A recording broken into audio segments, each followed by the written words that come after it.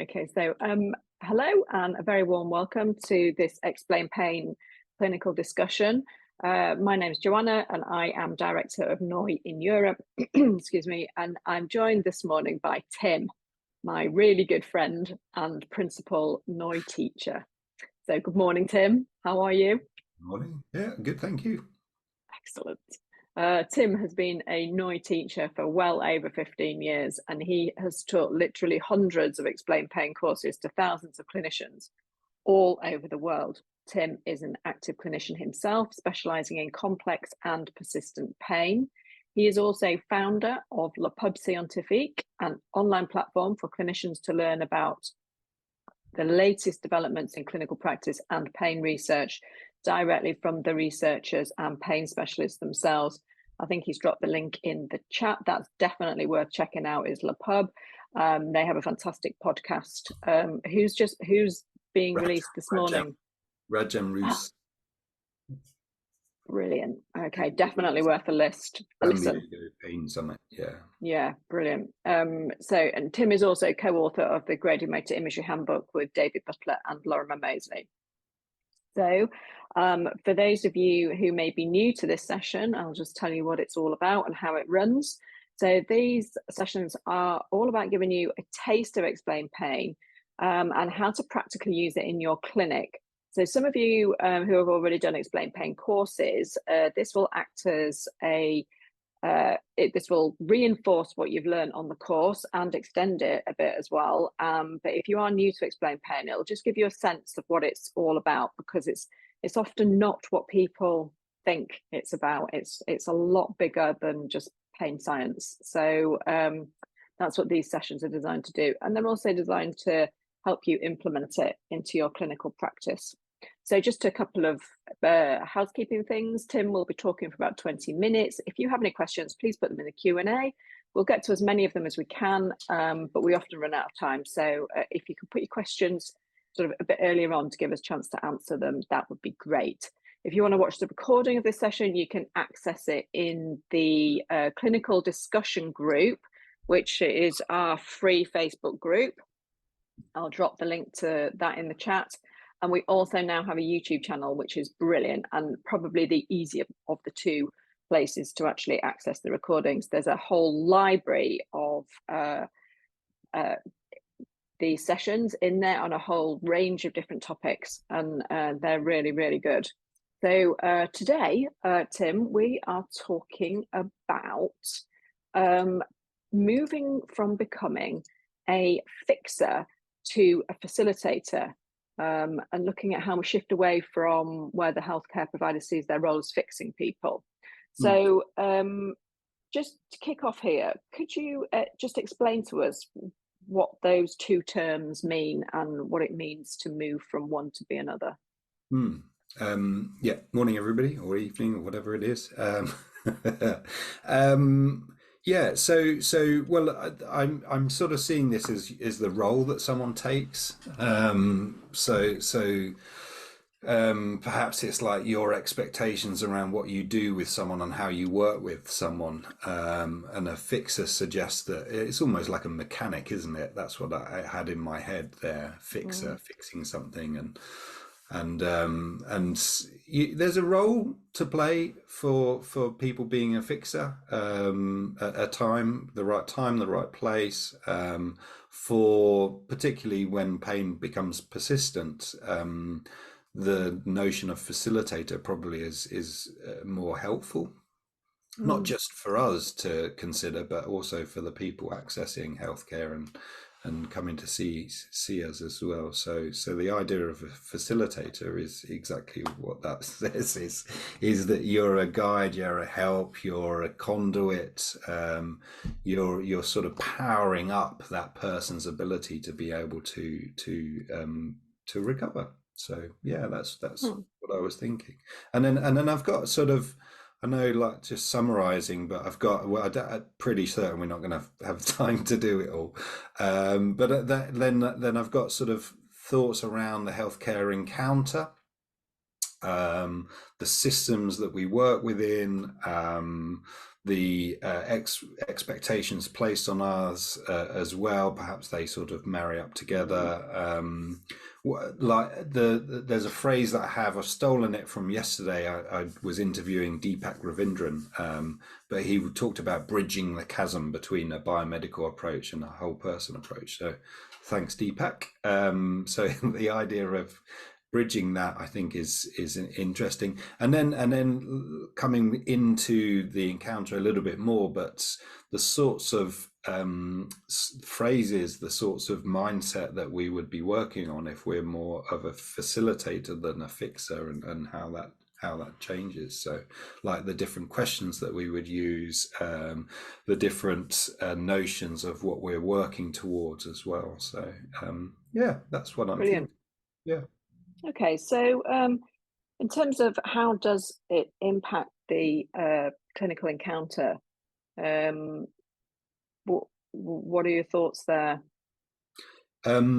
Yeah, so and I've stolen these words actually from a really lovely paper written by Erika Holopainen, and she talks about non-encounters to autonomic agency.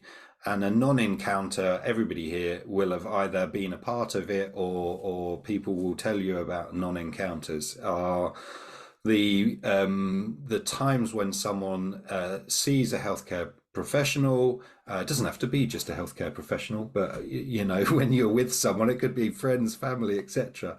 And you don't feel listened to, validated. It feels quite impersonal. Perhaps there's the sense of hierarchy there as well.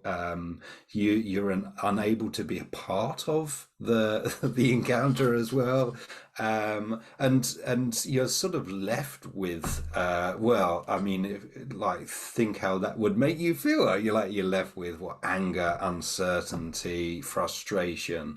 And it's really sad to hear, but this is something that continues. Like I literally have been talking about it 5 minutes before we met, wasn't I, Joe? So it is really sad, but that is a part of. It seems to still be a part of healthcare, although I wonder where the health is in that process. And then the notion of what perhaps we're aiming to move towards is that we are making it more inclusive, caring, compassionate. I suppose buzzwords would be client-centered or person-centered. We're recognizing the whole person, and when we're saying whole person, we're going beyond that as well, aren't we, Joe? So we've talked a lot about this. And where possible, it is creating some hope as well. So restoring some hope that, you know, change will happen. But in order to do that, that person needs to also be empowered to make the changes, you know, create a new life, a new way of being, or whatever it might be. So that person is absolutely a part of that. In fact, they are the part. It's just we're bit players in that process. So that's sort of that healthcare sort of encounter. And I've just like coming to the actual practicalities of it, which might be helpful straight off, is many of us, me included, we were taught to ask what's wrong, what can't you do, you know, how's your pain, where's your pain, what's your pain like, what's your pain like in the morning, in the afternoon, in the evening, does your pain disturb your sleep? Like, it's all pain. It's like all the bad stuff all in one. The facilitator, it would be, I mean, some of that is actually quite valuable information, but the facilitating process wouldn't be focused entirely there. And the sorts of things that we would be interested in is, what can you do? What is possible? What nourishes you? You know, who's there to support you, and how does that happen? Like, so in fact, it goes way beyond that process. And the more we're understanding about things like cultural influences within a healthcare encounter and a setting, the more I'm strengthened by the notion that those are important. And I'm very much of an activist perspective anyway. So I believe that, we are completely intertwined and connected with the people around us and the places that we're in. So making sense of what those might be like and how they influence us are really, really important in that process. So can I just ask a question there, just at this point? yeah. Because it seems to me that this is the critical point, that it is the point at which you move from asking those questions about, yeah, what's your pain, where is it, when, at the times of day, that kind of thing, where there's a kind of fixer questions potentially, but then what you've just done there is transitioned into becoming a facilitator. So that is the sort of key point where the person moves from thinking that you're going to fix them, to actually that they're involved in the process, and that this is the point of getting the patient to engage into that process. And this is the part where I think people have a lot of difficulty, is getting that buy-in from the patient. Yeah, now this is, because this is a great observation, Joe, and this is problematic if you see yourself as a fixer, seeing it as a buy-in, because it's like all responsibility is on me, that this person takes on board this message and they run with it, and we can't possibly do that. What we need to do is we need to just recognize that we can help to create the conditions, but we are not doing it. We are not walking the walk for this person, but we are helping to facilitate that process. We are helping to notice what conditions can we affect, what can we do, in that person's life, and there are constraints there as well. So instantly your language around that changes it. So saying, what can you do, presenting possibility, instantly flips it. Yeah, and I would say there's even more careful language that we could put in. So yeah, and this is perhaps to build up. And I wanted to say, because like I would never actually use the words like how's your pain, where's your pain, what's your pain like, and I never ever do that. I'm interested in what that, because actually when you create the room for someone to share about themselves, where they go is the interesting thing. And we've talked about narrative in the past, haven't we? And there are some, I mean, it's not always pain that someone wants to share with you. It might be the influence that they're unable to do something in their life that they really wish that they could do, or they've lost the joy in something, and actually that, like, there's some really interesting things that come out. There are importance, and if you're a diagnostician listening in, there might be important questions that you have to ask. There are easy ways of doing that, and to be able to boundary a session for someone and say, there are times when I'm going to have to ask really specific questions. Here it comes, in effect, here it comes.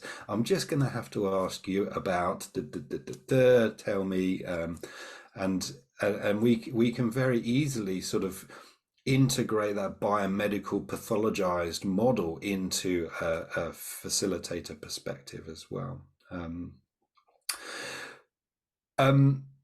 Coming back, because I think this sort of is where Dr. Deepak Ravindran, he's a consultant in pain medicine, and he had some really interesting observations, and he's right at the coalface, if you want, in respect of people coming with expectations of him offering them investigations, medication, surgery, injections, whatever it might be, a sort of pathologized model of you will fix me, you will find out what's wrong with me first of all, having found out what's wrong, you are then going to fix me. And there's a role to play in the story and the narrative in understanding what's going on with someone. What he was really interestingly saying is is that I might be the first person in that person's journey, and they're not ready to see that they can help themselves, or that see that there are certain things that they need to adopt and change, and ways of being, lifestyle changes. We've talked again a lot about that. They might not be ready right now, but I'm sowing the seeds. And it might take 3, 5, 10 people before that person sort of truly, it drops and it resonates, and they can run with it. And some of that has to do with what's going on in your life. You know, if you've had bereavements, you've lost your job, you're struggling with money, you've got young kids, whatever it might be, there are inevitably sort of breaks on people's abilities to put in place changes in their life at times. So I really liked, and he even used the phrases from a fixer and a facilitator, which I love. Thanks, Deepak. Because it was interesting hearing a medical doctor talk about how he was navigating and moving towards being a facilitator in care. But recognizing that people come with quite strong expectations of what that person's role is. So that actually needs, and this is where his bridging the chasm came in, actually there needs to be a little bit of thought gone into how we bridge expectations, models that are currently used, including by ourselves, but certainly out there societally, and how we sort of move them towards, well, let's take the best of a biomedical approach, but also bring it into a whole person perspective. And that's what we really are doing as a facilitator, then, is taking the best and then putting it into a whole person perspective. There's a question. Okay. So there's 2 questions actually. Is the interview with Dr. Ravindran available to watch or listen to? It will in maybe sometime mid-March, I reckon. Is that a podcast, Tim? It'll be a podcast, yeah. So yeah, go to lepubscientifique.com. I have put in the link to that again in the chat here. And if you click through to the podcast, and if you follow that podcast, you'll be notified when the new episodes are released. And he's coming up in March, as you say. And Deepak, is he doing something else for LePub as well? Is he doing science? He's doing a science lesson. He's talking about nutrition and the microbiome in pain. Oh, okay, that's cool. So he's going to be a guest featuring a couple of times at LePub Scientifique. And I've also just put in the chat that if you're interested in this concept of context and pain, there is an event tonight for LePub.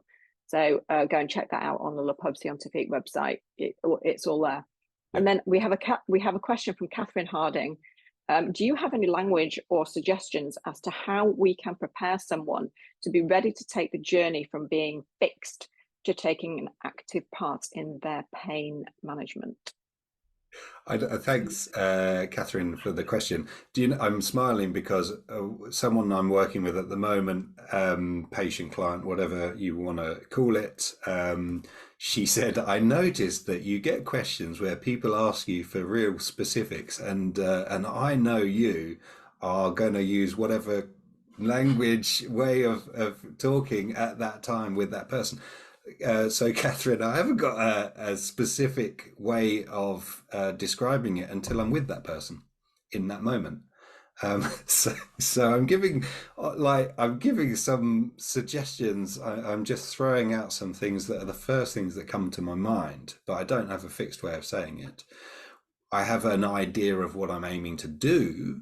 And the sorts of things that I'm aiming to do is I'm aiming to create like awareness and understanding in that person of what's possible, and the sorts of things that I'm likely to be asking is, I want to know, what do you think's going on? How do you think we can go about this? And do you feel like you need a bit of support? Where's the support going to come from? Is this something that I can support? So I'm thinking about that process. That would be the sort of wording. There are some words that I sort of typically use, and it's about sort of in my mind, I'm like shifting models and positivity. So it will be things like, you know, where do you find fun, love, nourishment? And so I'm sort of dropping those things in there, and then instead of the can'ts, I'm saying what's possible. Where's the opportunities? So possibilities, opportunities are something that regularly come up in the way that I'm talking with people. So what I really want to do is, even when things look super tough, hard, tricky, is let's create some little glimmers of hope. Let's just imbue within us the sense that even though it's so hard at the moment, there's a chance that things can change. And that notion of restoration of hope in someone is really key and important for me. There's a couple of beautiful posts from David Bolton in the clinical discussion group about hope. So yes. check those out as well, and on the social media feeds, you know, some really beautiful gems. Can I say a little bit about, because I feel like I've had a big sort of evolution in my practice over the last, say, 5 years, and one of the things is to be less hard on myself. So if someone isn't, for instance, changing as you hope them to change, like, we can't predict things with absolute certainty. What we can do is we can create enjoyment in the process, and that's something that I'm working on constantly myself.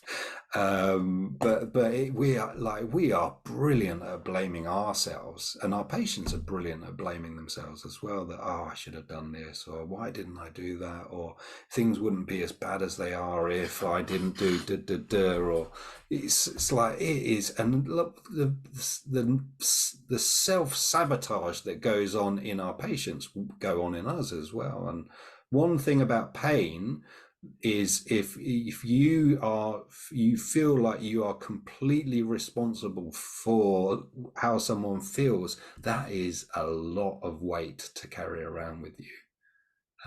So being part of the journey, yes, you're part of the team, and hopefully being welcomed into the team, not forcing yourself on the team, because that's another problem as well. But someone comfortably, you know, bringing you into being a passenger of the journey, I think is a part of that process. So the facilitator isn't hierarchically, it's either on a level or it's sort of alongside, you know, sort of brought along for the journey, however long for as well, because, you know, you might be there just a drop in the ocean, a drop in time, or you might be there for longer as well. Such good points there, Tim. Really good. So just to start, because we're coming towards the end of the session now, how does the explain pain approach, which we call it an approach really, it's not a technique or anything, it's a whole encompassing approach, how does that support these ideas? Yeah, well, and the idea of calling it explain pain sort of makes it confusing then, doesn't it? But we're interested in the clinical encounter, we're interested in how you create a rapport, you're interested in understanding someone's awareness, beliefs around what's going on with them, including whether or not they see there being hope, and what their expectations of us are. So all of that is absolutely fundamental in an explain pain approach. And then just being, I mean, the simple stuff would be being mindful of the language, and it's noticing when I'm absolutely sure everybody's heard this, someone saying, oh, I can't do that. Oh no, and it's like you hear it in the voice and you hear it in the words as well, and the body language. So it's being mindful of those moments where you're saying, okay, so I could work on this, and how could we switch that up? And it might be just noticing it to begin with, and pointing it out to someone, and creating the opportunity for them to notice. And for them to be so mindful of that they can start changing their language themselves as well. So there's the explain pain approach. To me, it's about how you come at and how you are within that a process of working together. Brilliant, thank you. So is there anything else that you would like to summarize there, Tim, before we just wrap up here? Summarize, yeah. Anything Well, else? I was sort of keen not to say the words, but because you can go away, you can look at some of the pub stuff we've done around pain coaching, and Richmond Stace has done some awesome work there. But essentially, we're sort of laying the foundations here with the notion that we're shifting the perspective of fixer towards a facilitator, I think is going to be really helpful for both us as clinicians and our patients and clients who come to see us as well. I think they're with us for such a tiny amount of their week or month. It's not surprising that actually, you know, we aren't a real, you know, often a fixer. I mean, even if you do interventional stuff, the person has to recover from that as well, don't they? So figuring out what you are, what you do, how you do it, it influences the encounter with that person, and we very, very much want to see that person being an integral part of that healthcare encounter, not being dismissed and invalidated, but someone truly being curious, listening to them, that person being felt to be heard as well and supported, not blamed. And then if they're willing to welcome you into their team, that like them having the confidence in their knowledge and understanding that they can come about, maybe with a bit of guidance, but they can come up with their own strategies and create the commitment and the consistency within those to effect the conditions for change. Does Thanks, that Tim. summarize it? That's brilliant. Yeah, absolutely. I love this session.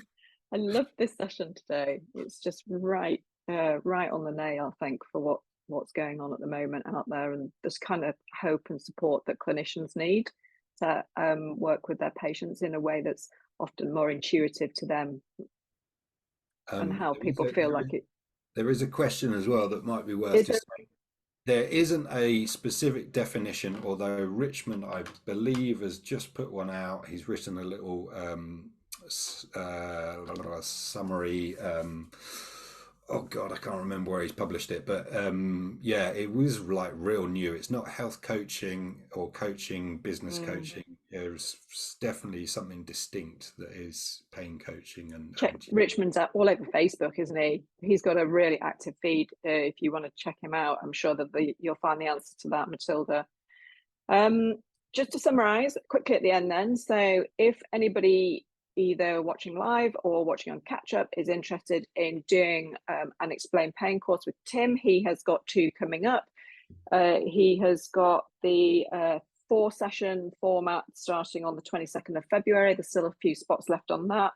And then he's also got his longer form course, his 10-week course coming up beginning in March. That is called Spring School. So Tim, could you just briefly tell us the difference between doing the shorter form course and then the longer form course? Longer form course is it's a bit like being on a journey together. So you'll be able to practice some things, read, share your thoughts around some papers that we approach, less didactic, less just listening to me, which for some people might be good. I think the strength of that is that you hear as a group, you learn together, and you gather your experiences, and we learn from each other's experiences. A 4-session approach or a weekend course, inevitably that it's a little more focused time wise, which means that you don't have the time to go away and practice so much. You'll have to do that in your own time. So yeah, that's the difference. Same amount of content just spread over different time periods. Not Yeah, I would say not quite, because you're doing so much more for yourself in 8 weeks or 8 sessions. Okay. So although the time together is a similar amount, like you are going to be going, I think like an 8-week journey is a much deeper journey. Sure. Yeah. It just suits different people. So some people prefer the shorter, sharper approach, and some people prefer And the some more people, coaching, mentoring approach. yeah, and some people like to be in a room together. Some people are comfortable like this online. Yeah. Yeah. And I get it. Like there is definitely a differences to each of them. Okay. So those are your courses coming up. You do get links to those after this recording. So if you don't worry about trying to find them right now, if you're interested, they'll be emailed to you along with the link to watch this recording again. So thank you once again, everybody, for joining live. We love doing these sessions, don't we, Tim? We love engaging with the people who are interested in this material. We love doing them, and we'll be back, I think, in 3 weeks' time, Tim, won't we? Because we're both having a little holiday. So yeah, which is rather exciting. So thanks so much for joining, everybody, and great to have you all, and great to see some of our regulars, and anybody new to this, welcome, and we'll hopefully see you again. Thanks a lot.